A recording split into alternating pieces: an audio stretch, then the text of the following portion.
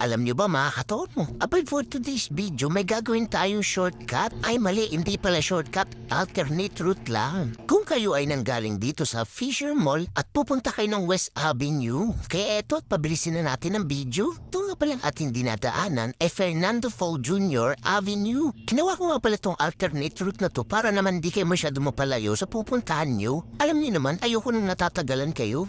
Huwag nga pala kayo magkalala sa itlog nyo kasi makinis yung kalsada, safe na safe yan. At dito mga katurmo ay kakanan na kayo sa East Riverside. Dito napansin ko na konti lang ang dumadaan, kaso mag-ingat nga pala kayo sa aso na yan. Pinabol ba naman ako, tingnan nyo sa side mirror ko? O diba, parang tuwan-tuwa pa siya dyan. Buti na lang binilisan ko yung takbo. Mamaya maabutan tayo, makagat pa yung isang itlog ko.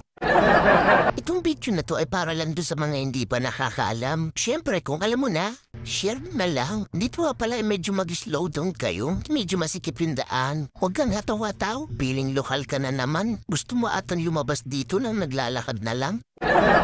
Pero siyempre hindi mangyayari yun kasi mababait naman yung tao dito. Pag mabait ka, safe ang itlog mo. At pagdating nyo dito sa may bandang unahan, kayo ay kumaliwa ng bahagya. At dito ay may madadaanan kayong half court sa kalsada. Kaya medyo mag-slow down ka. Ayaw mo ikaw ang gawin nilang bola. At dito mga katormo ay makakarating na kayo ng Del Monte Avenue. Kasi diretso nga lang pala tong Del Monte Avenue. Kaya kapag dinire-diretso nito ay makakarating na kayo ng West Avenue. Saan naman kaya ang next nating alternate route or pwede din shortcut? Comment ka naman. Let's go!